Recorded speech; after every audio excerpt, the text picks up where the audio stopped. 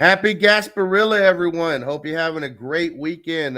Some of you still recovering from the Royal Rumble last night, but we're getting ready to jump into the rotation and have quite a rumble over some cannabis policy this morning. So, cue that beautiful theme music.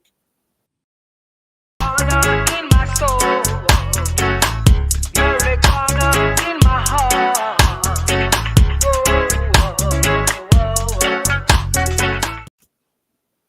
I love that. Love it. Love it. So for those of you tuning in for the first time, maybe hearing this for the first time, my name is Christopher Cano. I am our executive director of Suncoast Normal. Thank you. Thank you. Hold the applause. Hold the applause. But, this podcast here has been going on since we founded this chapter back in 2014. It all started in Carlos's garage. And so we got to give all shout outs and praise to our deputy director, Carlos Ermita.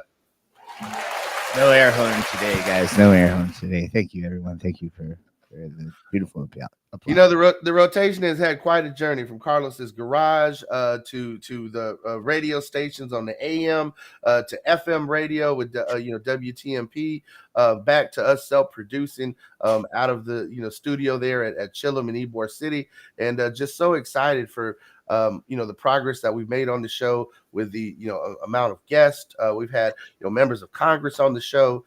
We've had leaders in various political parties. We've even had Tommy Chong on the show, and we strive each and every week to bring you bigger and better guests. And this week we have a very big and special guest, someone who is one of the top cannabis attorneys in the country and serves on the National Board of Normal, Joseph Bondy. Joe, welcome to the rotation. Chris, thank you. Thank you for having me. I'm so happy to be here. And what a great show. So it's been a busy time for weed, right? Oh, I mean, the momentum behind marijuana right now, for some people, they feel as though it's going to happen. Legalization is going to happen, but they don't realize that every victory that we have around cannabis policy sometimes is one step forward and two steps back. You have legalization in states like Virginia, and then you have politicians like the governor of Virginia who don't want to have adult use sales. You have Florida, where you finally get medical cannabis, and then you have a governor who lets the industry run roughshod, over how things get run. And right now they're trying to put out small mom and pop hemp businesses out of business right now. As a matter of fact, there's a big hearing on Monday in the Capitol in Tallahassee, whether or not hemp businesses are going to continue to operate in the paradigm that they've been operating. So, it's pretty interesting, Joe, where we're at right now in this country. What, you've been in this movement, longer than me. How do you feel about the developments that have gone on in cannabis, and where do you think we're headed in this country? We're gonna end up talking for a long time with sequels about this. Then this is a really complex topic, and I'm happy to have been studying it for like decades at this point.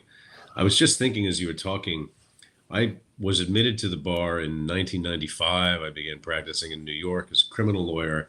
And a lot of my criminal work, and by the way, I joined Normal's National Legal Committee pretty much right away as a lifetime member.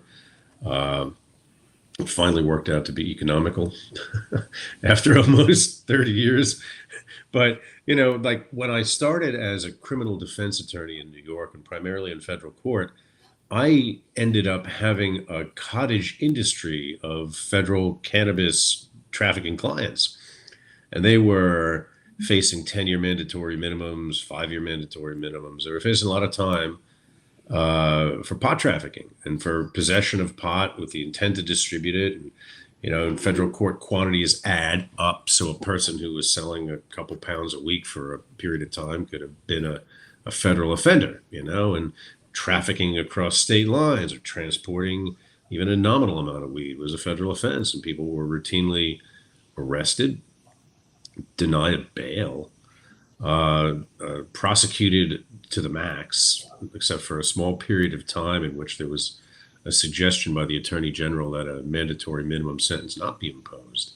And I would visit people in jail, and I would see the families in my office, and I'd make these elaborate arguments under the then mandatory federal sentencing guidelines about how their case was really outside the heartland of cases, and they should get a downward reduction in the sentence. But the minimum was always problematic unless you either cooperated or were a non-leader, non-violent first-time offender who admitted your role in the offense before the sentencing hearing. That was called the safety valve.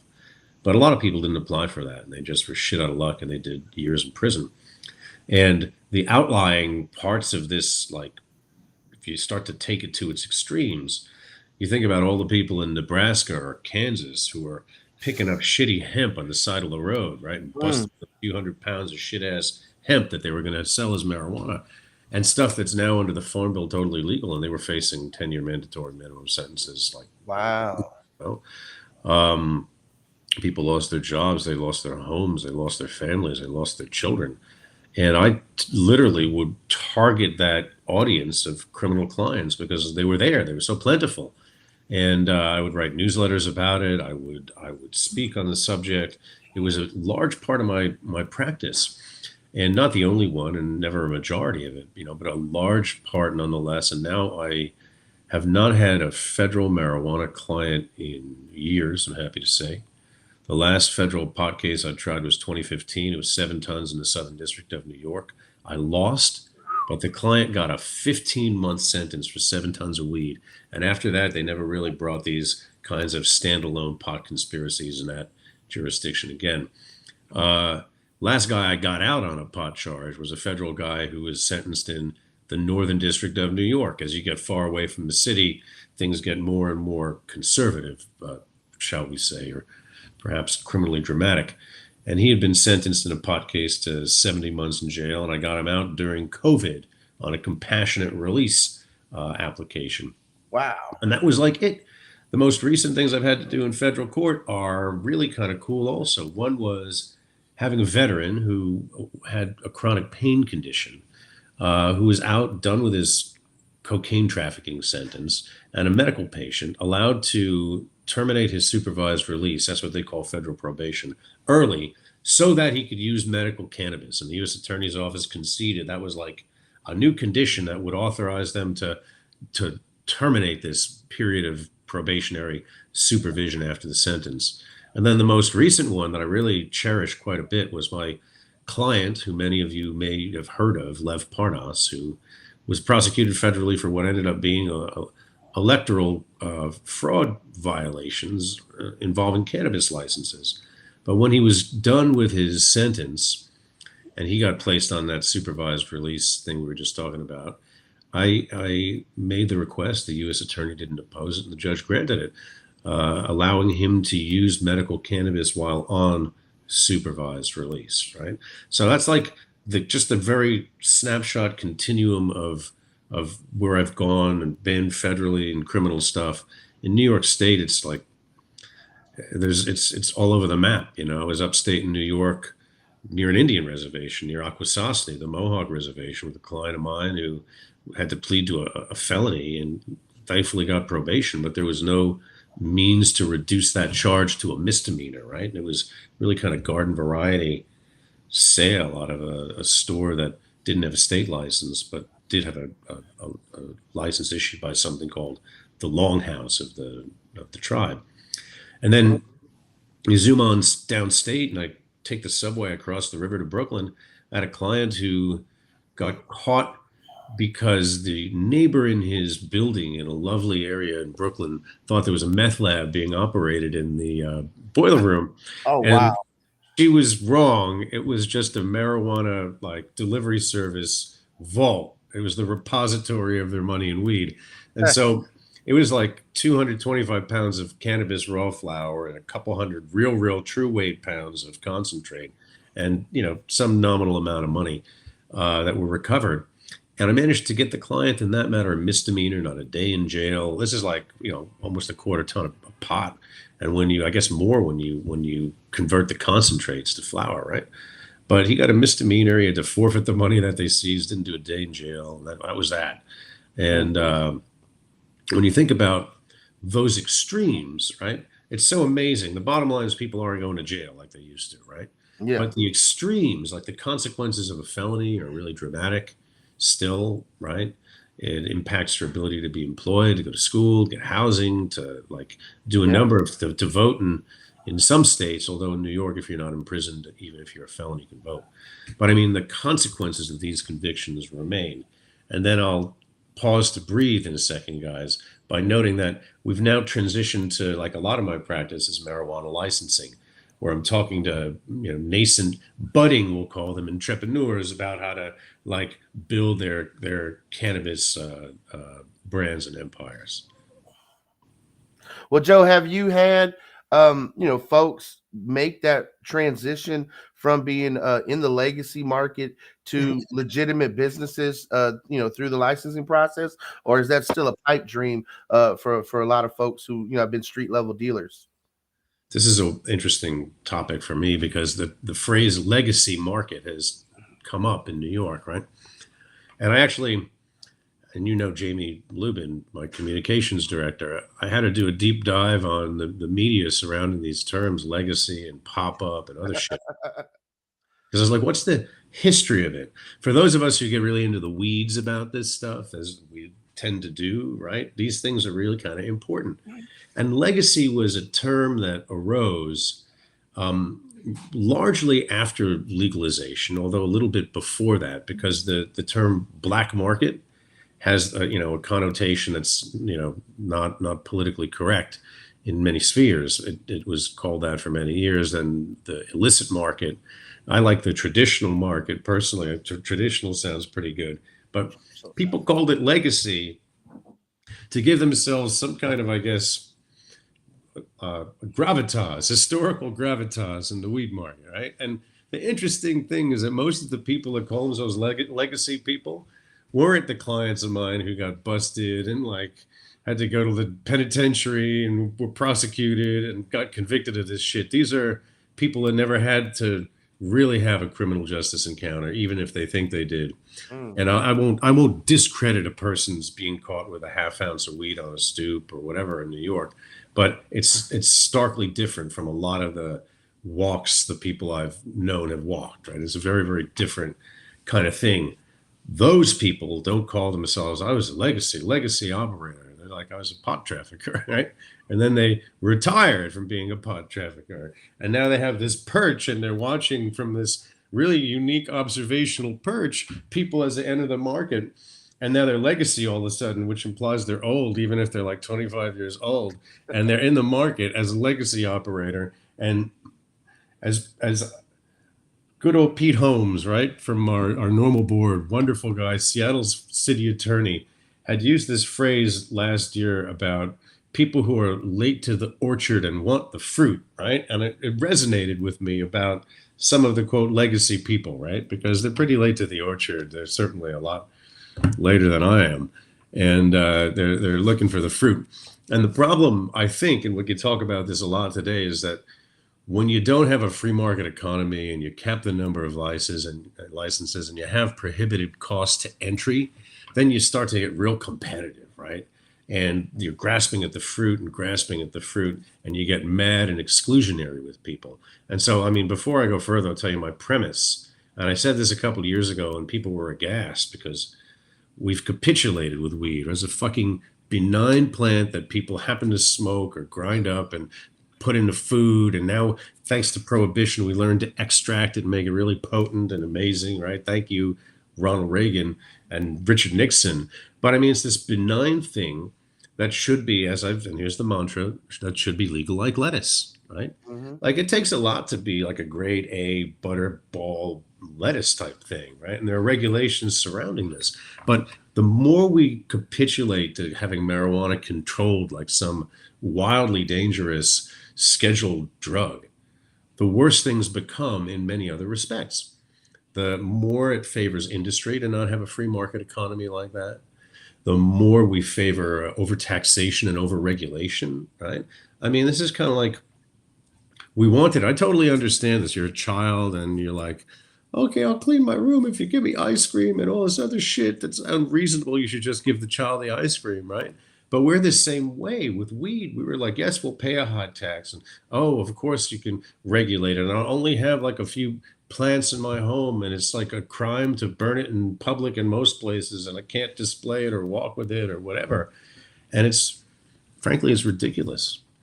It's all like it's so ridiculous and so hypocritical. It's like not even funny. I mean, you sit there. I spent years marveling at judges who I'm sure drink spirits and consume cigars, sentencing people, right, in Yeah. podcasts. And we need to stop the hypocrisy surrounding marijuana. We need to, the sky is not falling. It's okay to legalize it like lettuce. And that is the way that we diminish all these problems like social equity not being achieved, right? Because what are the barriers to social equity?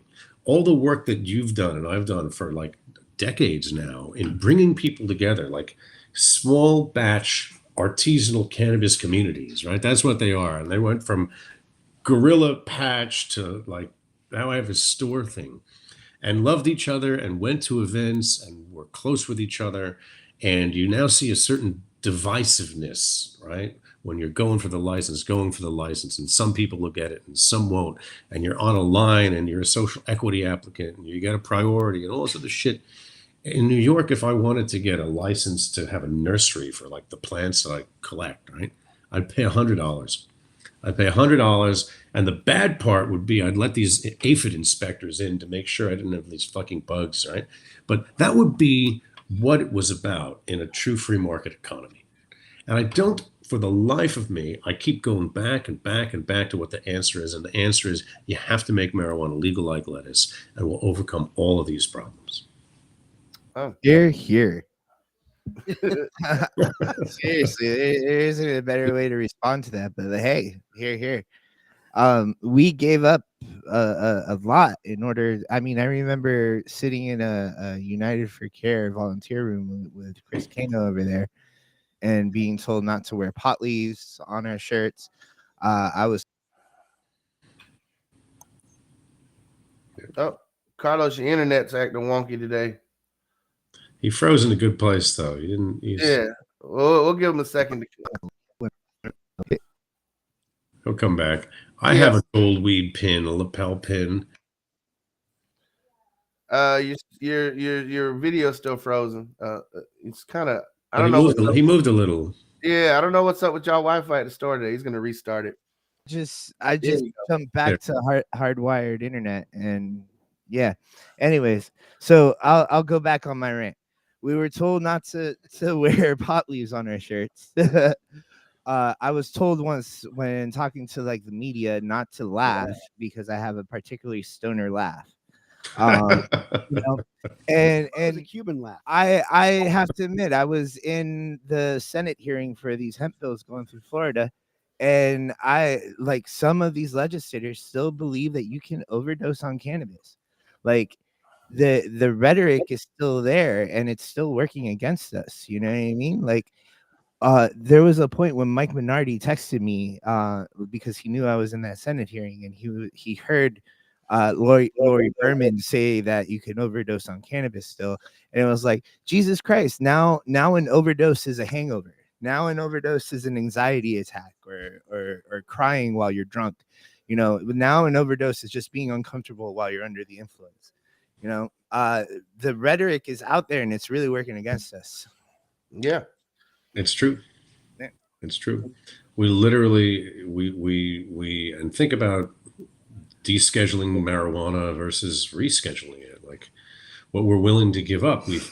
We have spent decades now, and we finally have forward momentum, right? We've got speed in legalization state by state. We don't have a plurality of the country, but we've got an enormous amount of progress over the past decade.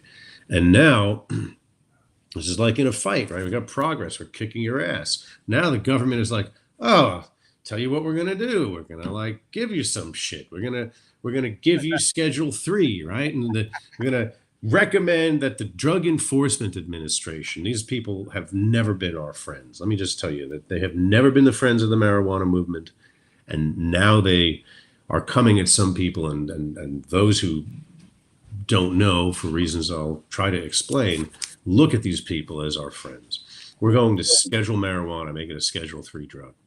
Schedule 3 drug. Everyone will become a patient, right? Like one of the kind of endearing aspects of these medical cannabis programs has been the states are like, fuck it, you know, enact it legislatively, right? Or then we'll have a voter referendum where we can, and we're going to legalize weed. It's vox pop. It's the will of the people, right? Going to legalize it.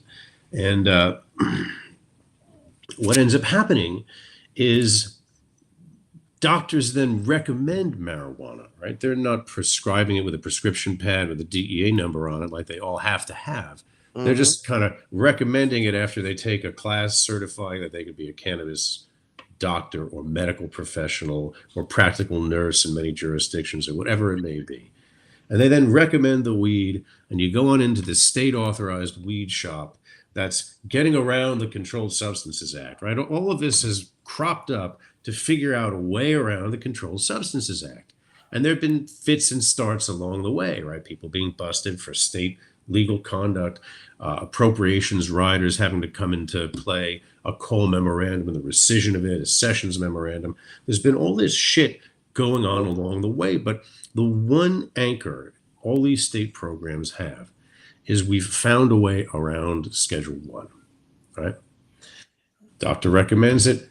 We fill the recommendation. It's not a prescription because the state medical board would bar me. They'd debar me, right? As a doctor, if I was to be prescribing a controlled substance. And so like medical ethics boards, state by state, have said, this is how you can do it. You can go recommend the weed because it's not a controlled drug. I mean, it's you're not prescribing it as a scheduled drug, meaning 2, 3, 4, 5, right? One is like, you can't prescribe that anyway. So we then had adult use programs, right? And here's an example of some of the things we gave up early, but medical was important. Now we have adult use programs that come to pass, and states can overtax the shit out of you and highly regulate the marijuana. And we're like, yes, just give us the weed and we'll like put it in some shitty industrial park somewhere, or we like won't advertise the same way, or we won't like take tax deductions normally because we can't, we'll do anything, we'll capitulate to any set of terms to like have a weed shop, right? And people succeeded in doing that. If you think about it, the best of them succeeded. A lot of corporations have formed, a lot of them have lost a lot of money. The ones that are publicly traded have lost a lot of shareholder money all along the way for like a decade or whatever it is. But the more granular, like some of the mom and pop brands, who by the way are consumers, they're not industrialists, these are consumers to me still, that have crossed this divide and provided it's like friends, right? Like the local bar that give you weed, but they've managed to rise to the top and succeed even in a difficult market. And yes, we should have free entry into the market, but we also have people who've been doing like pretty well in the market and have earned market share. And with Schedule 3, they will be shit out of luck and destroyed. This is my personal prediction, right? And you see who's telling you Schedule 3 would be a good thing. We'll take 280E tax deductions. But if you don't have anything to deduct from, you got nothing, right? We'll take these deductions. We'll be able to bank, but you'll be able to bank on nothing pretty much, because what you'll have done is pharmaceuticalized marijuana. Let's go two paths on this. One is, let's say this shit succeeds, right? We go to Schedule 3. Not clear this would really be possible.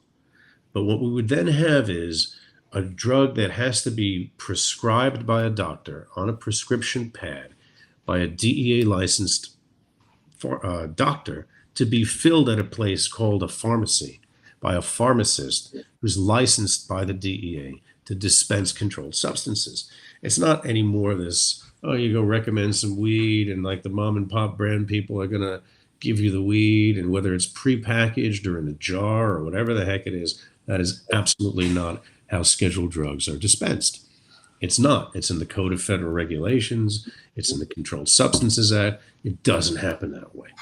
And then you got this other wild problem, which is, and maybe you can tell me I'm wrong, but what botanical substance, like raw marijuana flower, for example, raw flower, a coca leaf, whatever it is, like an opium poppy, what botanical is actually a scheduled drug that can be dispensed to a consumer? None. What are you going to do with that? Like, where does the raw flower go under Schedule 3? What happens to it? Well, it gets pharmaceuticalized, right? By what? Processors, manufacturers, companies that are generally deeper pocketed, that exclude other people from the market. Now you have an additional divide in terms of diversification of entrance into the flow of cannabis commerce. Yeah. And moreover, you've got Walgreens and CVS and Duane Reade and all these companies that are able in scale to sell these drugs. And GW Pharmaceuticals and Bayer. Yeah. Absolutely. And they're the ones that are most likely to pair up with ConAgra or Monsanto, right? It's not going to be your mom and pop brand down the street kind of thing. So then there's this question of FDA, like there's the Food and Drug Administration. They have to approve a scheduled drug, don't they? You can't just put it out there. They have to approve that shit. And they do not approve these botanicals for scheduling. So people would like to say, oh, it'll be just outside of the Controlled Substances Act, like the marijuana shops, like state by state marijuana laws. But I fear this is what's going to happen is the feds have relented in many ways on prosecuting these state legal marijuana stores, right?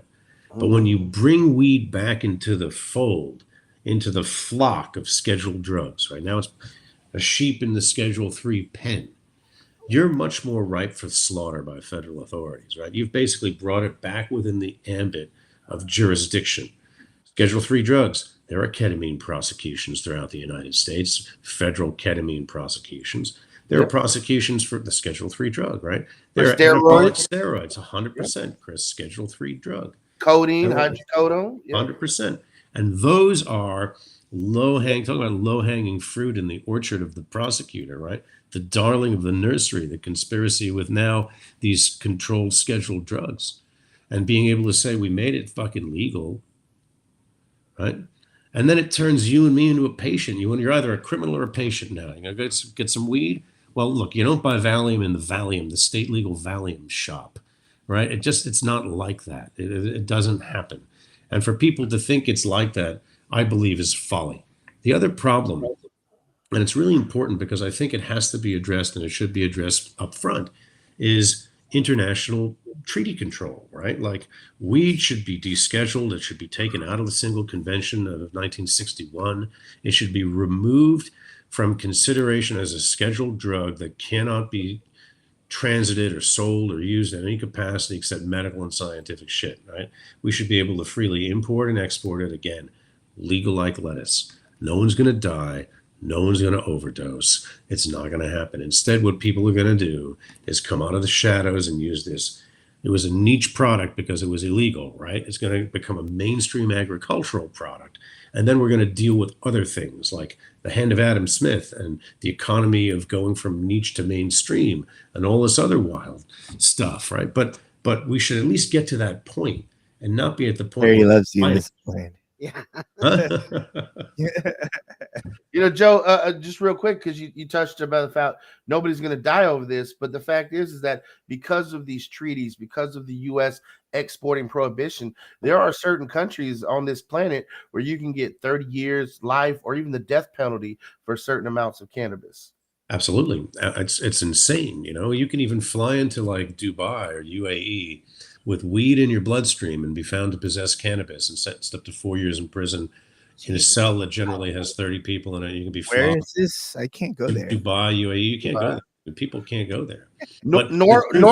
I recall Snoop Dogg saying that he got piss tested in Norway and he can't go back to Norway. He's lucky. Wow. He's lucky he didn't get piss tested in like Dubai. Mm-hmm. But the truth is that the most dangerous thing about marijuana is one's possible exposure to the justice system. Yeah. Right? Now I want to pause on that for a minute because just recent headlines going off this weekend. A California judge sentenced a woman to only 2 years probation after she fatally stabbed her boyfriend 108 times, and her defense was that she was in a marijuana-induced psychosis. I could joke and say I don't remember anything like that ever happening to me. But I saw that. I mean, that's the interesting thing is, I don't mean to be too tongue in cheek, but could you imagine being that stoned?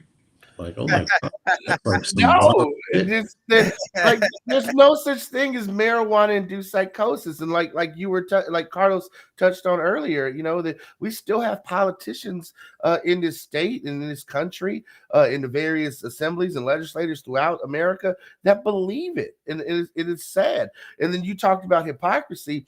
One of the key hypocritical cases I recall was a New York State assemblyman when back I think this was probably 2015, and they were arguing about whether or not an adult use bill should move forward in New York, and he was a staunch prohibitionist in his rhetoric, and then he got arrested during the break while he was hotboxing his car in the garage. I don't know. I'm not sure, but there's a wonderful state assembly person previously, Stephen Katz, who was a veterinarian, who had a pot bust. But I thought he was driving down the highway, and I don't know if he was a prohibitionist before, but it sounds, vaguely familiar. And the question about like that pot-induced psychosis thing is, what a great defense. I'm glad she didn't have to do much time, right? Like and she stabbed the dude over 100 times, but. Is that a really good thing for the movement, right? Is that really good when you're like, look, you become psychotic, son, you become psychotic. And the thing is psychoses are probably inducible, and I don't have any background or training in this, probably inducible in a variety of ways, right? It could be sound, it could be smell, it could be a Twinkie, it could be whatever. Her boyfriend cheating on her is why she went crazy, not the fact that that's enough to make you upset. I've been so high that my legs have vibrated, but never to want to stab somebody. So at least you remember it. I've wanted to stab somebody, and then I smoked a joint, and then I didn't stab them. This is the general effect, yeah. Joe, fun trivia fact: the studio there where Carlos is at Chillum is down the street from the old Licata house. Gary, tell the listeners a little bit about Victor Licata and the role that case played in modern prohibition. Yeah, 1924, Victor Licata, who was a victim of bipolar syndrome, which they called dementia precox at the time, whose brother also had it. He was being treated through his parents, who helped him pick up on the street with cannabis. He was allowed to stay home and ROR kind of situation because of the fact that he was being treated. Well, there was a big bust because they were noticing that there was some kind of traffic going on in the schools at the time, and they took a lot of the stuff off the streets, and his supply dried up somewhat, and he killed his entire family with an axe. This has to be the marijuana speaking. It absolutely. And of course, Anslinger picked up on it. He made it the top of his Gore files. He brought it with him to the UN in 1961 to get the single convention going, showing that cannabis turns people into axe killers. I mean, it was absolutely insane. And they arrested him, and I think he hung himself in jail after he escaped for 10 years.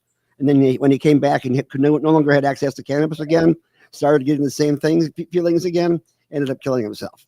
But Licata was like the center of prohibition. One of Anslinger's favorite things that happened. I want to also mention Anslinger was really upset right after the 1937 one came into effect. We actually started to arrest farmers. That there was two people who had committed some heinous acts, and they got off saying that they had cannabis psychosis at the time, and they were able to be freed. And that made him furious because he finally realized the consequence of his actions and the way they set up the law that allowed people to go ahead and, with his Gore files, claim that they weren't competent to stand trial, had psychosis because of the fact that they were using cannabis, and they could get away with crimes just by mentioning cannabis. Well, this perjuration continues, right? If you look at the past couple of years of cases involving challenges to the federal firearms statutes, right, which bar cannabis users from possessing a firearm because it's an illegal drug.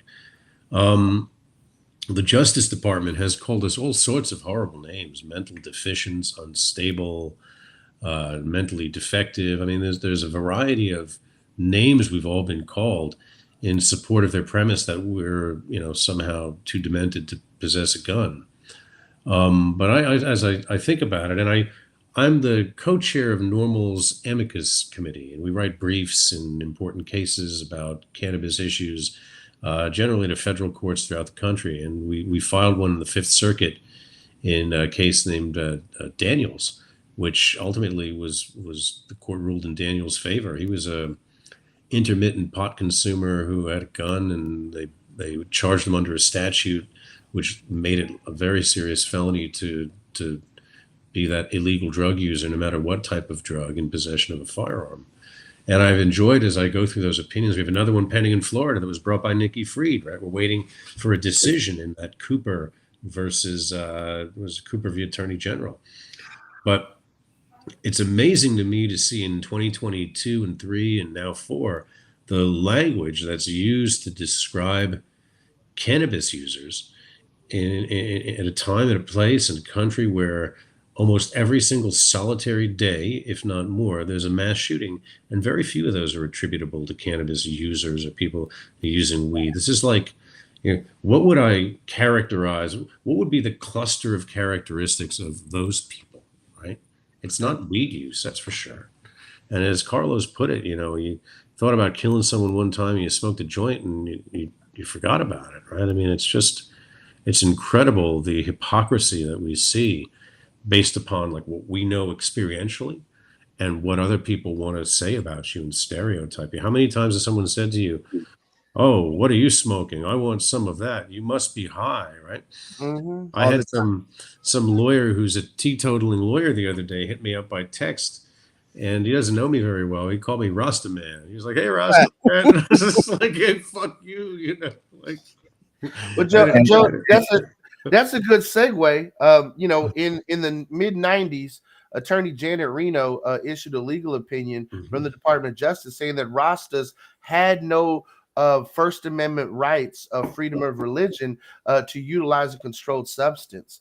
There are still people to this day who are trying to start up cannabis churches throughout the country and utilize this First Amendment precedents. So, you as an attorney and have been at this for many years, what is your 2 cents on it? Is the Justice Department, is that a wrong opinion, based on how you feel, or is the law being misapplied? Where's the wiggle room in it? Do folks have a First Amendment right to utilize, any controlled substance in their religious rights, or does the government, ultimately get to trump people's religion? Yeah, like the Coptic Church here in Florida back in the 1990s. The Coptic Church, they smoke like incense and myrrh. Don't they? Something like that. Well, they smoke a lot of hemp. I know they like smuggled weed from Jamaica. I know that you can't get away with that and be religious. There you go. But I mean, peyote is a good example. Like, what's the deal with sovereign nations and those that have a sacramental historical tie to the use of peyote, right? Mm-hmm. Or ayahuasca, some of these substances. And I don't know exactly the precedent, and I think I may be wrong. I think this might have been decided against the tribes, and it certainly was decided against the Rastafarians. But it would appear to me, it seems to me, that one would have a First Amendment right to honestly use a sacrament that had been in common use for many, many years, historically in use. But I mean, that's my own view of drugs and drug policy. Now, I'm no attorney, but I'm just going to make a quick observation here. The Native American church has been using peyote for a while now. There's been a bunch of mushroom churches popping up. I think maybe like because Rastafarians tend to be black. Whoa, hey, the camera zoomed in on me. I don't know why I did that. I'm just saying, like, it seems to be the only issue there, difference between all the other groups that have used controlled substance under. I'm not sure if I agree with that. I think that first off, there's probably an anchor in peyote use that we can understand more historically in the United States, right? Mm-hmm. The other thing is that we're in a different time, and endogenous substances, mushrooms, etc., are being viewed a little bit more favorably. Mm-hmm. And then the other thing I would say is Black, Indian, indigenous. I mean, the term redskin, I don't know what people think. It wasn't that an Indian was red. It was a term used to refer to Indians who'd been scalped, right? Because like in the early days, the English would basically pay you for the dead Indian. Then they started, it was too heavy, so they just started paying you for the head, right? And then at some point they started paying you just for the scalp, and these dying, dead corpses were referred to as the redskin. Every piece of land you've walked on in the United States has been taken from a Native American. There's not a place I walk in Manhattan that wasn't like bought for trinkets, right? You think about how Native Americans are treated historically, and I mean, like, and the thing about, by the way, those that were not scalped because we were kind and didn't, and I'm like an immigrant Jew who came here, you know, family like long after this stuff, but I call us a we because we're in this American thing together, right? But we were kind to the children. We didn't kill children under 10, didn't scalp them. We just sold them into slavery. In New York State, in the Northeast, in places that we don't even talk about, right? And so we've been so awful to Native Americans that I can't, I'm not prepared to attribute racial or ethnic favoritism to those decisions. Well, you know, I'm glad you brought that up, though, Joe, is because there has been a poor mea culpa on the behalf of various states across this country, in that they allow gambling on Native American land rather than, you know, legalizing it in their state outright, because they're like, oh, it's somewhere that it's controlled, and then this is, you know, kind of a form of reparations. And now you're starting to see Native American, you know, nations get into the cannabis trade. And you have places like in North Carolina where they want to get into it, but then you have prohibitionist legislators who are like, well, we'll strip every bit of funding that you're getting from the federal government if you open up pot shops on your land. So, you know, where does that play out, do you think, in the next, you know, 5 years of sovereign rights, you know, versus, you know, the Controlled Substances Act? It's a fascinating question.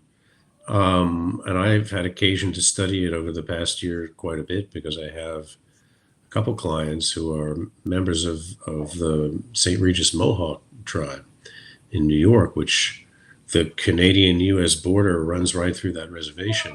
The reservations, I mean, the land has historically been Mohawk since before there was ever a Canada-U.S. border, right? But it straddles the border. And they also have surrounding the reservation certain areas of land that are in contest with the state of New York. And on the reservation, they've legalized cannabis recently. They have a significant number of cannabis businesses and a pretty well-developed and continuing to develop cannabis infrastructure. Great growers and products and a lot of things that come from Canada. But in the land claim areas, they call them, where the state is saying this is our land and the tribe is saying, no, this is our land. You've had certain tribally licensed businesses that have popped up and nonetheless been subject to prosecution by the state of New York. And it raises the question of whether that's appropriate in the slightest. And the land claim arguments generally go something like this. The tribe ceded some piece of land to a state in the 19th century. The land transfer was never ratified by Congress, as would be required if you enter into a treaty with a sovereign nation, right? You have to have 2/3 Congress ratify any such land transfer. They're not. And then the state decides to use the land for centuries. It doesn't make it all of a sudden state land. But I'm surprised by some of the pushback, right? All of the states that have a legal cannabis program, at least, have the ability to enter into a compact with the tribes, right? For the reciprocal buying and selling of cannabis, purity tested, prepackaged, whatever it may be. And we're keen sometimes on unloading our old swaggy weed on the tribes, but we're not as keen on receiving fresh packed cannabis from them. And the other thing that I think needs to be changed and addressed is the ability for sovereign nations to transport or transit cannabis over admittedly state or federal highways from one tribe to another. But I think that the future will bear and should bear, and it's very, very important, I think, the development of these reciprocal compacts. And in the case of tribes that straddle the Canadian border, for example, we might find that that becomes an interesting conduit into the United States for the passage of cannabis from a country where marijuana is legal. Well, Joe, you mentioned about um, uh, tested cannabis, safe cannabis, and here in Florida right now, we're really going through it because of the undue influences of multi-state operators that have, spent millions and tens of millions of lobbying money to get what they want. And that is essentially to corner the market in Florida, to use it as a base operations, for them to corner other markets throughout the South and throughout the country. And they've even have a commissioner of agriculture who has replaced Nikki Fried, who's on the opposite side of the aisle, but who has taken money from these MSOs. And now the Florida Department of Agriculture and Consumer Services has deleted medical marijuana treatment center consumer protections and complaint site, from the internet. They've scrubbed it. And 90% of the complaints are coming from people who are suffering from side effects of herbicides, pesticides, and non-purged plant growth regulators from Trulieve. And so, you have Trulieve donating money to Wilton Simpson. You have Trulieve lobbying to put businesses like Carlos's out of business. I mean, how do the average American and marijuana consumer stand up to big business when they're buying off the politicians and influencing the system? Where's our legal recourse in any of this right now, especially if you're someone who's been medically hurt by it and you can't even file a complaint anymore because your government took down the complaint website?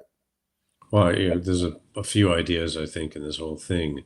First off, it's not just legal recourse. We need to have grassroots recourse, no real pun intended. And I go back to legal like lettuce, marijuana is for the people, and it should be something that can be grown by people, sold by people, gifted by people, smoked by people. And that will obliterate a lot of these problems we see with high cost of entry into the market and monopolization. And I mean, the problem you're always going to have is this assembly line thing. When you automate things like you have with marijuana, you increase production so dramatically, right?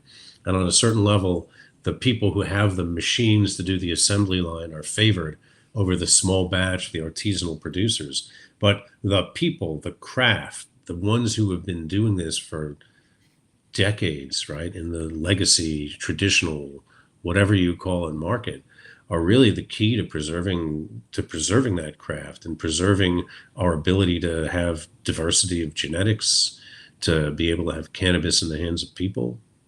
And not surprisingly, because I look at a certain point, cannabis industry, like Trulieve or whomever, they're benefited by Schedule 3, right? They're the ones that are most able to pair with a Monsanto, or most able to hire pharmacists, or most able to comply with the Code of Federal Regulations for the production of a controlled substance. Remember, Johnson & Johnson used to own the world's biggest opium poppy production fields, right? They sold morphine to other pharmaceutical companies.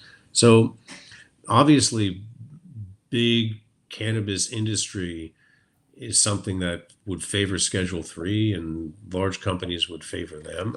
But every time that I hear this issue about getting cannabis to people, lowering the prices, access to the consumer, creating economic and racial diversity, it always goes back to the legal like lettuce. It always goes back to the same premise of, let me just get a pot license. If I'm good, I'm going to do well. If I'm bad, I'm going to close it on up, right? And that's what I think the answer is. And jurisdiction by jurisdiction is hard. The thing about Florida and growing also, and you all know this from being in Florida, is you got a lot of bugs. It's like you got a lot of insects all year long compared to New York, these things. And we have a lot also, but it's rough growing cannabis in a humid environment, which would favor, I guess, sativa production, right? Which is because tall plants, pinnate leaves, a lot of ability for airflow. That's why these sativas generally come from around the equator, right? But it's tough to grow cannabis in a tropical environment like that, and tough to grow it. Even though marijuana loves a huge daily light interval, it's still really tough to grow it in really hot temperatures that are proliferating with insects. And so for those people who do suffer from And think about it, like people who are immune compromised and ingesting cannabis that has been sprayed with some systemic pesticide, right? Like I collect ficus trees, and all these ficuses around from around the world, actually. And I use a systemic to get rid of scale, right? Because no one's eating my plants and no one's smoking my plants. And I want the scale to suck the sap and drop dead. But that's what a systemic pesticide does, is it gets into the tissue of the plant. And then people who consume that, it's very effective for getting rid of spider mites and all these things that afflict cannabis. But then the people who are consuming that may have health consequences that don't even manifest for years. Well, of course, Gary, you still suffering from health consequences from prohibition. Tell the listeners a little bit about what happened to you from smoking, sprayed herb back in the 60s. Oh yeah, 1978. I went to the hash bash in Ann Arbor with the rest of my folks from Sigma Alpha Mu. Rock. Wait, where was it? Where was it? At Ann Arbor. Okay. At the hash bash. Okay. And of course, there was some joints being passed around, and one of them just happened to be, or one or several happened to have paraquat in them. Oh. And that was going around at that time a lot. And a lot of us were coughing up blood that night. And I still have chronic asthma from after all these years, but they always say that no, we can't guarantee that's what it was. And so the federal government's not doing anything to help out as far as any of my medical bills are concerned. But what was interesting at the time was that they were putting ads in the Michigan State University paper saying, do you think that you have paraquat in your cannabis? Send us a sample and give us a stamped self-addressed envelope. We will test it for you and get back to you, let you know if you have paraquat in your cannabis. This is the federal government talking. And I was just amazed that anybody would actually fall for that. Well, that goes back to the Marijuana Stamp Act. You got to bring your weed in to be inspected to get the tax stamp back in the day. That's why they struck it down in '69. It's self-incriminating. But, the government loves to do that. I remember seeing those stories of police back in the even today. They'll put it on TikTok or Twitter or Instagram. Hey, if you lost your bud, come claim it here at the sheriff's station. but I know we're starting to run out of time here, but I want to get a chance to touch a little bit on the RICO laws, which, up until like the time of Kefauver was just basically for actual gangsters, but then it segued into the cannabis industry, and most of the folks that I've talked to who have gotten out after 20 or 30 years, either because they served their time or they had their sentences stopped, were there because of the fact that they were involved in a RICO case. Everybody else folded except for them because they decided not to, like Donnie Clark, like Rick DeLisi, like Randy Lanier, and those folks there. And I'm wondering, is that the Black Tuna case? Is that what you're talking about? Well, that was Bobby Platshorn, but yeah, he too. I mean, even mentioned the fact that it was the RICO law that basically kept him there more than anything else. I'm wondering, is the DOJ and are the state? Well, I know the state of Georgia is actually using a really cool RICO law right now on somebody, but are they starting to back down on the use of the RICO laws? Interesting question, and there are geographical differences, right? For me in New York City, when I was representing people under the RICO law, and I represented a number of people who were involved in racketeering prosecutions, federal racketeering influenced corrupt organization prosecutions, they were generally alleged to be members of a Italian crime family. So I represented Peter Gotti, who was alleged to be, that was John Gotti Sr.'s older brother, alleged to be the head of the Gambino crime family in the conspiracy to kill Sammy the Bull Gravano. And we lost that trial, and unfortunately so. Peter died in prison a couple of years ago.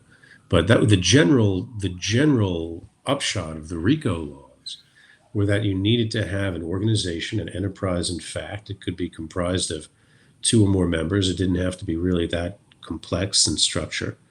But you had to have some continuity of the enterprise. You had to show it was a continuous enterprise. And then you had to show 2 what we call predicate acts that were from a class of criminal acts that were committed in furtherance of the enterprise within the statute of limitations. And the darling of the nursery, as has been for 100 years, was conspiracy.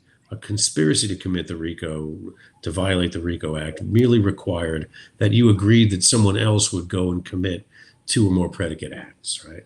So it sounds easy to prove in a certain sense. When you get to the conspiracy, you have to show there's an enterprise. In mafia cases, like there's an enterprise, everyone may deny there's the existence of an enterprise or what you call it or whatever, but there were associations in fact that could be shown through, historically based evidence. And then the commission of these acts in furtherance of that group. In the early days, I remember people didn't have cell phones. They had like a beeper. They didn't have, there was like nothing. There was nothing to seize. And like now you see people get the cell phone seized and there's gigabytes of shit on there, right? There's none of this stuff. There were no video cameras. It used to be easier to murder someone, I guess, right? Because there wasn't a video on every ATM or every street corner store. But we did not have in New York application of the RICO laws generally to marijuana defendants, right? Perhaps in some of the earliest days of RICO, or in cases involving racketeering, traditional racketeering groups that happen to be involved in marijuana. But we do have continuing criminal enterprise charges that can be brought against people, CCE charges, and the implementation of mandatory minimums with the Mandatory Minimum Sentencing Reform Act.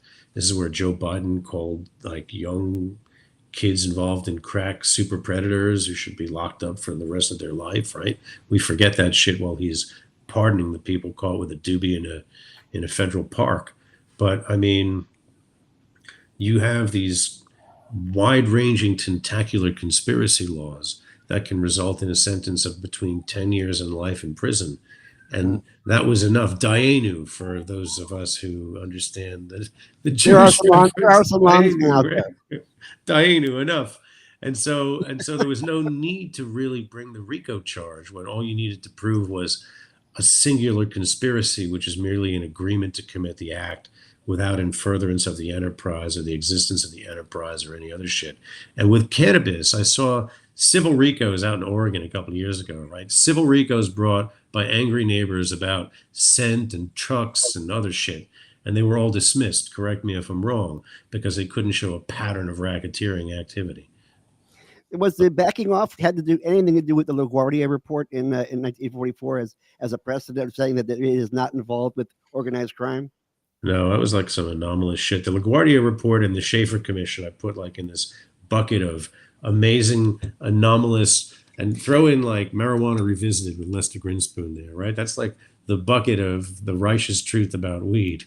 It underlines what I'm saying. It's a completely benign substance. But not many people really know about the LaGuardia report to rely upon it. They sweep that shit under the rug. By the way, trivia, what happened after the Schaefer Commission? Nixon had it quashed because of the fact that it didn't allow him to arrest as many kingpins of the cannabis industry that he wanted to have done, because he wanted to stop the anti-war effort. And many of those folks were users at that point in time. Here's what happens historically, right? The Schaefer Commission, headed by Raymond Schaefer, former governor of Pennsylvania, reported back to Richard Nixon. They were impaneled to determine whether marijuana should remain in Schedule 1, where it was provisionally placed. And they reported back that it should be removed from Schedule 1 and just like be removed. So he shit-canned them, he fired them. And he went off and he engaged James O. Eastland, who along with Strom Thurmond became members of this thing called the Eastland Committee. Ted Kennedy was on that committee also, interestingly enough. And they began to investigate the problem. They were fresh off of determining that the Black Panthers were the most dangerous, subversive political group in the United States. And so not surprisingly, they concluded that marijuana was the devil's drug and that Anslinger had been correct and that it should remain in Schedule 1. And they went to Congress, our congressional act, because Congress makes laws, and persuaded them to rubber stamp the continuity of marijuana as a Schedule 1 drug. We lose sight of that. And we always talk about the Schaefer report, etc. I was a member of the legal team that sued to overturn marijuana's Schedule 1 designation in the Marvin Washington v.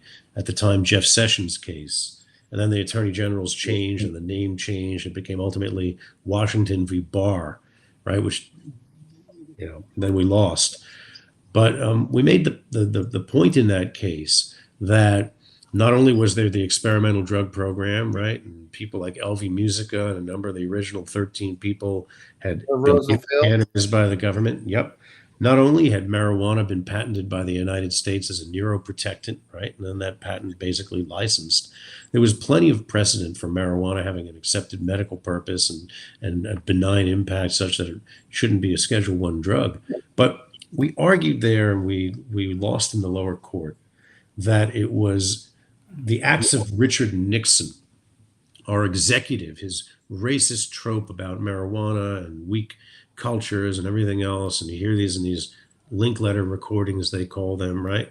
That he was the reason that marijuana remained a Schedule I drug, and it was because of his acts, right? His racist acts, that the Equal Protection Clause had been violated in not only in word, but then later in application, and we lost. And I believe, and I went and I retrenched this, what should be argued, if you want to revisit something, is the fact that it was our Congress at the time that passed the law, that makes the laws, that continued marijuana as a Schedule I drug, that acted with a racist view, right? Not merely the executive. And I mean, I said Strom Thurmond was on the Eastland Commission, right? If you were to go, as I have gone, to the University of Mississippi archives, right, for Strom Thurmond, you would find that he's a guy that really can't sit in judgment over things without a racial animus.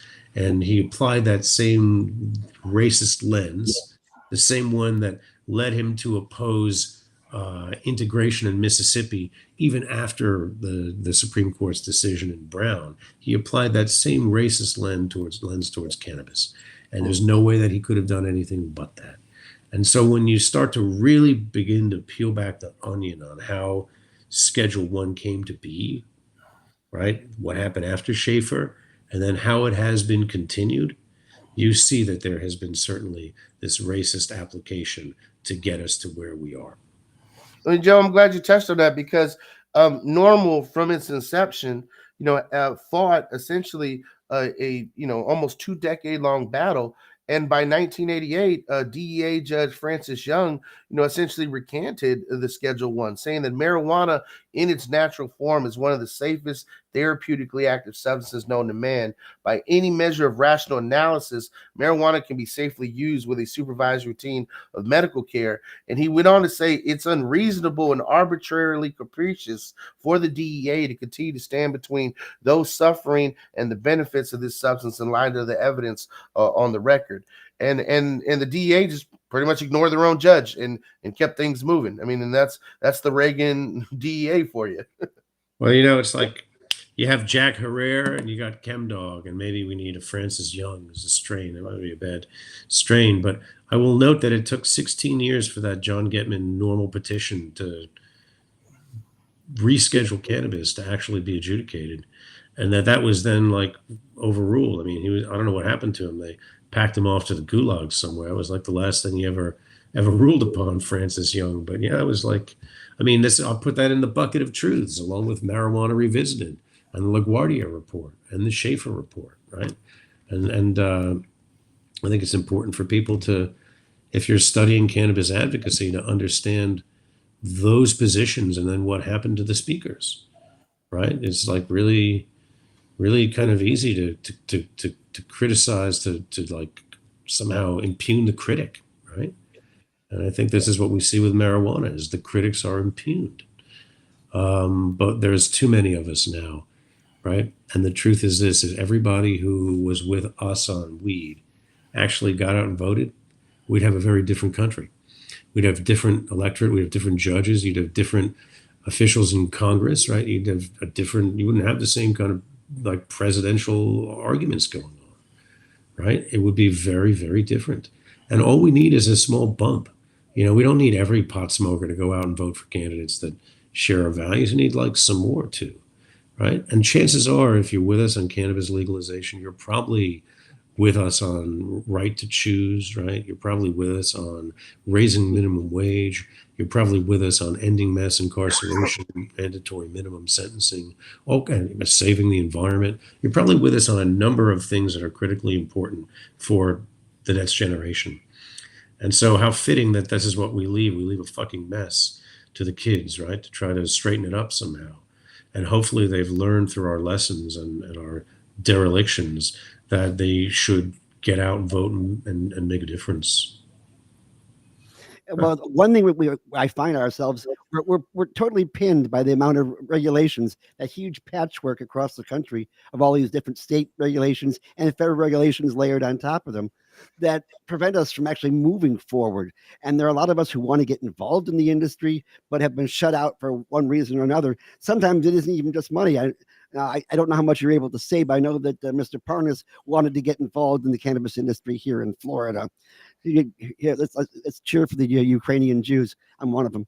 Anyways, but we all want to try to get into the industry, and they're making it harder and harder and harder by creating regulations that only the rich can get around.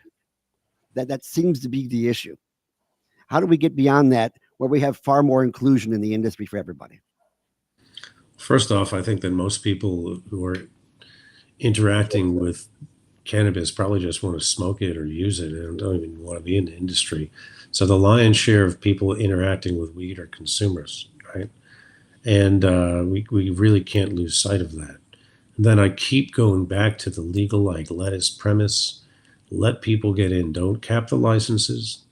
Don't make them hard to get. Have people abide by rules that are reasonable. By the way, and Dale Geringer, our co-member of the board of directors and Normal director of California Normal, points this out. Marijuana is one of the most overtaxed of all substances, more overtaxed than alcohol, certainly, I think even than tobacco on a per unit share.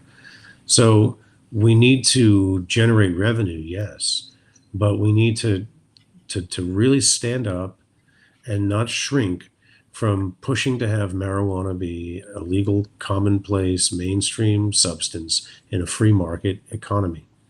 And that's the best way that we can achieve people having the opportunity to enter the industry. But what then happens is a funny thing, because it's the truth. You go from small batch, guerrilla grow, furtive, illegal, seed to sale stuff. Very few people get it. Prices are high. Super amazing weed goes for $5,000, $6,000, $7,000 a pound, to this sensor technology, now AI driven, mass growing of cannabis, genetics that are mainstream, that have been really optimized for most growing conditions, licenses that allow you to have 100,000 square foot canopies, and you become a mainstream agricultural product. This is where the economic phenomenon comes on, because if we were talking about this subject like in the day of the Game of Thrones, right, we wouldn't be doing this video thing at all. We'd all ride up on a horse to some place in the woods with spectacular armor that had been made by our own smiths, right? And a Valerian steel sword. And we'd have someone delivering a mutton for us that had been caught like a fucking lamb. And they cooked it. And even like the serving staff would be serving you a bowl, a one-piece bowl made by craft, buttons, craft shit. Everything was craft. And if one of us showed up with a watch, with a timepiece, you'd be beyond Donald Trump. You'd be like so wealthy, it wouldn't be funny. That shit would have taken years to make, made by an artisan under one roof. If we showed up at the malted milk shop in Happy Days time to talk about weed, we'd all have on Ked sneakers and jeans and white like James Dean t-shirts, and we'd have some kind of Timex watch, and we'd be drinking a malted milkshake and having a burger patty, and you'd go home and have a Swanson TV dinner with that little apple thing in it, right? Because we'd gone from craft to industry, and now everyone had that shit. And if you think about Adam Smith and you apply that to weed, he studied what? He studied pin production in the early 19th century. And he was like particularly attuned to things going on in assembly line. And when you broke down the making of the pin into 18 component parts, and you had each worker making one component part, you had a number of workers making pins, not just one artisan, but the production of pins went up 245-fold, not 245%, 245 times. So when we make it legal like lettuce and everyone enters the market, and now we're using things that are beyond like the worker on the assembly line, you're using Aurora or whatever the sensor program you use is, using the Internet of Things, what do you think happens to the price of weed? It plummets. That shit plummets, right? And so if we've preserved the craft corridor of amazing genetics, which have been now protected through intellectual property laws, for example, if we can preserve that corridor, maybe we can preserve, it's kind of like now you see the Brioni suit, right? Everyone's like, I shouldn't say everyone, but Brioni made to measure, not off the rack, super expensive suits. People like wear them. They are in hot demand. And that's the same thing with cannabis. As we go from like Cy Sims to the Brioni custom suit, can we maintain, instead of being like a phoenix rising from the ashes, but since it's a new industry, are we able to somehow maintain this craft conduit for all times? And that's the interesting thing with weed, is you let everyone in the market. It's fair, it's just, it's a free market. The cream rises to the top, one could say, right? Oh yeah, But brother. you got to understand at the same time that the profit margins kind of go down. And then things favor what? The big scale again.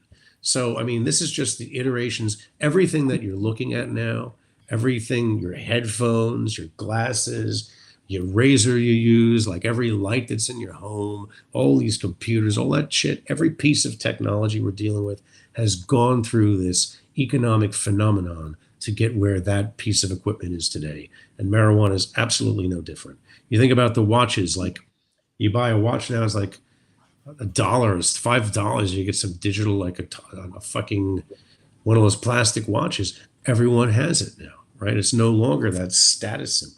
And that happened because you took component parts that were outsourced and bid on, and then you had some worker put them together in a factory instead of it being like this masterpiece. So that has to, these models have to be applied to cannabis. And that's why people have to understand when they enter the market that their individual projections of profit are subject to enormous like oscillation and generally downward. Well, Joe, I'm glad you know, with your experience with helping folks get licenses, you know, you definitely have a pulse to where the market is, and we appreciate you sharing your insights on the show with us today. Thank Why don't you lead the viewers with, you know, maybe they got a pending cannabis case, they want to hire Oh, a yeah. criminal defense attorney, or Yeah. Here's the thing. get a license. Tell them how to get in touch with you. I'll tell you, well, first off, I had a wonderful time on the show, and I got a chance to talk about a subject that I love very, very dearly. People can reach me really simply. My email is jab@josephabondy.com. You can find me on social media, find me on the internet, the website, josephabondy.com. Hit me up for a contact. But the thing is this, and I'll give National Normal a pitch, right? We also have an attorney strike force of amazing lawyers throughout the country who have committed to helping other lawyers and therefore their clients in pot cases. And this is a pro bono effort of ours, right? It's led by our own fundraising efforts. And so if you know of a key pot case, right? If you know of someone who's in trouble and might need expertise and help, if you know of somebody whose life can be made better by our work, then reach out to me. And same thing with these amicus cases. You know a case pending in a court where it might help for us to write a special brief and an expert brief, reach out to me so we can talk about it and try to arrange it. All right. And thank you again. I had a wonderful, wonderful time with you guys.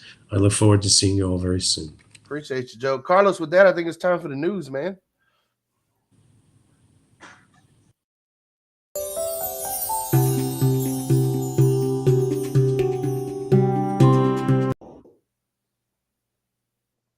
All right, so you know, some good things happening in the news.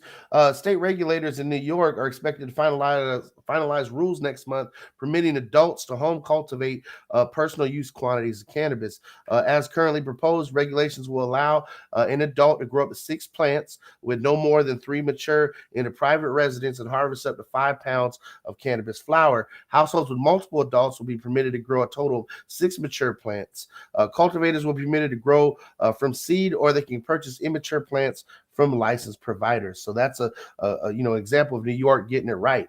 If you want an example of a state getting it wrong, Florida has a new bill titled House Bill 1269, Potency for Adult Personal Use of Marijuana by Rep. Ralph Masulo, which seeks to impose potency restrictions on recreational weed in the event that legalization measure passes. So should the Supreme Court, which Ron DeSantis has said will most likely move forward with the Smart and Safe Florida initiative, you already have essentially the Florida Republican Party trying to dead adult use in the water by essentially, capping cannabis at 10% THC potency. A shout out to NORML's Deputy Director Paul Armentano, who clearly stated this undermines the primary goal of legalization, which is to provide patients with safe, above-ground access to lab-tested products of known purity, potency, and quality. Unlike alcohol, THC is incapable of causing lethal overdose in humans, and NORML is therefore all of us here, whether it's Suncoast chapter, the folks down in South Florida, the folks in North Florida, are all saying that lawmakers should not stifle the adult use cannabis market before Floridians even have a chance to vote for it. That's not democratic. That's not right at all. But, oftentimes we have this paternal approach in politics because of they saying that we're basically like children, and they're just looking out for us. Well, let's talk about that for a second. CDC analysis shows that youth cannabis use is declining, and legalization is likely responsible. Marijuana use by teens fell significantly in King County, Washington, which has a population of 2.3 million people, following the state's adoption of adult use legalization, according to data provided by the U.S. Centers for Disease Control and Prevention. Investigators reported that cannabis use fell 60% among males and 42% among females from 2012 to 2021, with voters that had been approved a ballot measure legalizing the adult use market in 2012 and recreational retail cannabis sales starting in 2014. Furthermore, there's this whole issue around, and folks still getting DUIs in many states that have legal cannabis. And a study coming out of that has recently been published in the JAMA Journal of American Medicine, the JAMA Network Open, show that the presence of THC in the blood is not predictive of detriments in psychomotor performance, according to driving simulator data. Researchers affiliated with the University of Toronto assessed subjects' simulated driving performance at baseline and then again at 30 and 180 minutes after smoking cannabis. Participants were between the ages of 65 and 79 years old and smoked cannabis with a THC potency of about 19% prior to driving. Subjects exhibited small changes such as weaving 30 minutes after cannabis inhalation. Investigators describe these changes as less pronounced than those associated with drivers who had a blood alcohol content of 0.05%. Consistent with the results of prior studies, participants decreased their speed after smoking and were more likely to self-assess their performance as impaired. Cannabis use did not impact participants' reaction times. Subjects' simulated driver's performance returned to baseline within 3 hours. And so clearly, this study shows that old people are much better drivers when they're high, and the effects of driving essentially last no more than 3 hours. So if you're going to get super stoned, give yourself 3 hours to recover. But one last part, I'm saying, I drive way better when I'm high. Especially for someone who has ADHD or you're easily distracted, when you're stoned and driving, especially if there's a cop behind you, you're focused. You're right here. It's about old people, though. So, like, Gary, do you drive better when you're high? I couldn't resist. Well, look, one last thing when it comes to saving the kids, an analysis coming out like of a boomer joke. Yes, it was. An analysis coming out of Helsinki, Finland, published in the journal of BMC Public Health, showed that cannabis use in adolescents is not independently linked to poor educational outcomes. The use of alcohol, but not cannabis, in adolescence is independently associated with poor educational attainment, according to longitudinal data published in the journal of BMC Public Health. Finnish investigators assessed the relationship between the use of cannabis and alcohol by adolescents and lifetime educational attainment of a cohort of more than 6,500 subjects. They reported that the frequent use of alcohol during adolescence was significantly associated with poor lifetime education educational attainment after controlling for confounders. By contrast, early onset cannabis use was not a statistically significant risk factor after researchers controlled for other variables. Carlos, you're a prime example of this. You started smoking weed in high school and you got a master's degree. I think In high school. I think I started smoking weed in high school and I became a child prodigy. No, I think there's more weed smoking in the suburbs, and I think first off, there's less to do in the suburbs, and it's easier to get away with it, bro. Like I grew up in the suburbs, and we used to walk to the gazebo or walk to the park nearby and smoke, and like it's easier to get away from people. There's also more alcohol in the suburbs because you have rich parents with liquor cabinets. So, Yeah, you know, true. the question is that who's doing better in life, the alcoholics or the potheads? The research coming out of Finland says potheads are doing better than the alcoholics. Hell yeah. That being said, I can see that. you know, some other positive state, and leave folks on a positive note, New Jersey regulators are finalizing plans to open up cannabis cafes. The state regulators have signed off on rules governing the operation of cannabis consumption lounges, and regulators are expected to review the business applications in the coming months. Under the plan, dispensary owners will be eligible to open no more than one cafe. Patrons must be 21 and up to enter, and sales of food and alcohol are prohibited. Fewer than half of legal cannabis states permit on-site cannabis consumption facilities. New Jersey legalized adult use cannabis market in 2021. So, you know, as far as we can tell, states like New Jersey and New York are actually learning from the mistakes that other states have made. And we have poor Florida here, which has been unduly influenced by really shitty MSOs who are selling booth, who now, as I said before, are influencing the Florida Department of Agriculture and Consumer Services. And so what we have is, you know, is in essence Wilton Simpson, removing and scrubbing any complaints that you can even make against Trulieve or any other MMTC. And prior to this introduction of this House Bill 1613, which is being heard on Monday, FDAX has deleted all information about labeling, testing, child safety from their website before the introduction of these kill the hemp industry bills. So the paper trail stinks to high heaven.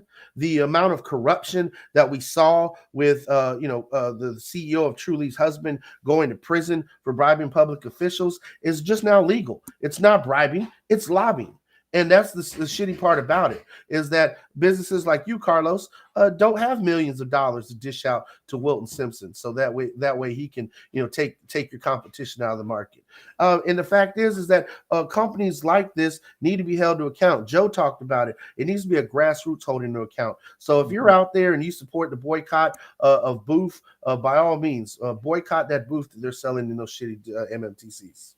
So you're saying if you throw a lot of money at lobbyists, you're not doing yourself any favors, because the perception is that those guys are guns for hire, and they don't really have their heart in the situation. They're just doing what they're paid to do. Yeah, I mean, that's what hiring lobbyists do. You know, I experience it every day in my own job. Sometimes you make the decision of, okay, well, will I make a difference representing the voices of these people? Or do you need an outside lobbyist who, is on the golf course at the country club on the weekends because they have access to that? In Florida, there are lobbyists who have access to the governor's club, who can have a cocktail and a cigar with a state senator, with a commissioner of agriculture, after 11 o'clock at night behind closed doors. And that's where the deals are getting done. It's not with the folks who are turning up by the dozens to testify at packed hearing rooms. And sadly, you have to do the song and dance, because we talked about it last week on the show. Where will you be years from now, old and gray, laying in your bed dying, and say, did I stand up? Did I fight? Did I do what needed to be done? And that's where we're at. Carlos, you got the camera panning around, but that's where we're at now. It's like, we know the system is corrupt. We know who the corrupt players are. We know the politicians have been bought off. But if you don't stand up and speak out, then hold your peace, because you're going to have to live with the consequences. Let me ask you guys, is it possible after doing the show, my mind's just racing, can we put a RICO case against Trulieve?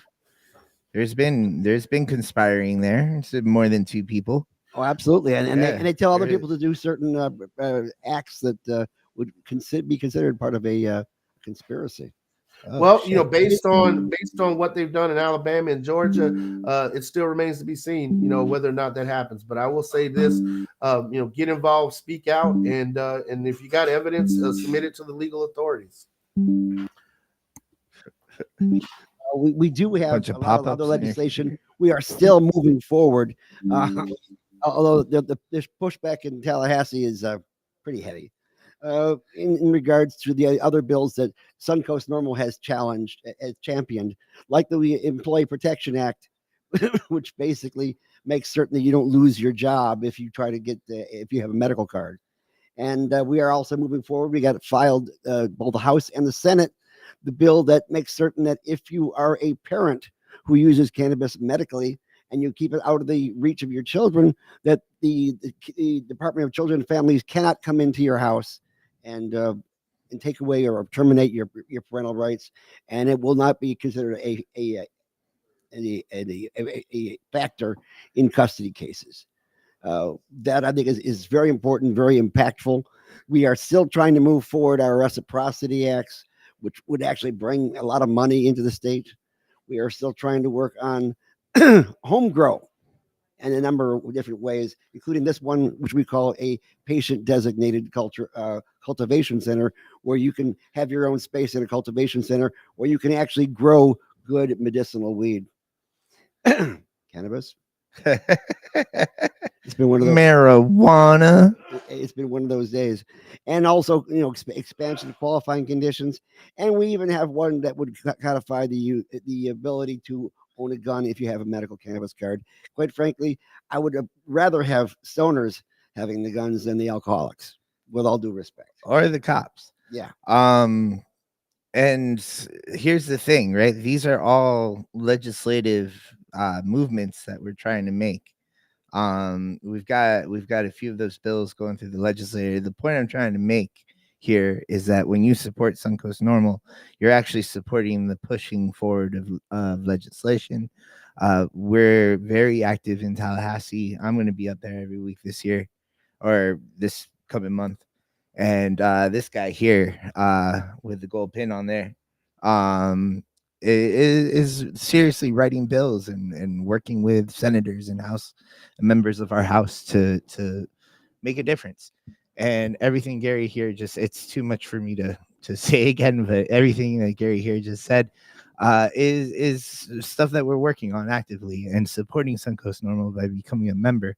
suncoastnormal.org/membership. You're supporting all of those things. You get a cool gold leaf membership pen. You get 25% off of Chillum. You get access to different events that we hold throughout the year. We're going to start putting up some more events coming soon. Right now, we're just pushing along in Tallahassee, though. So support us and see if you can make a difference. And we support the work of MSOs if they behave themselves.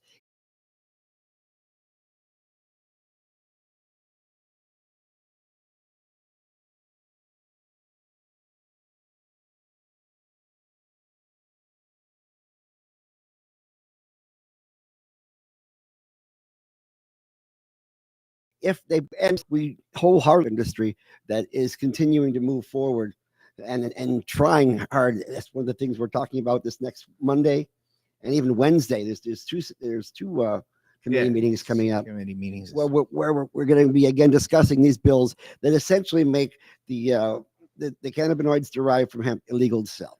Yeah, they're pushing these bills pretty hard, man. But yeah, is there anything else, Care Bear? If you can. If you have a story to tell the people over in Tallahassee that has to do with how cannabis or hemp-derived products change your life, let us know, and we'll show you how to get up there and have your voice heard. Yeah, I would promote. I'm gonna leave here and rent a van and drive a bunch of people up there tonight. It's a little last minute, but if somebody wants to do that, just message me. If you can't make it to Monday's meeting, make it to the Wednesday There's meeting. one on Wednesday, and there'll probably be one next week. So let us know. Bye.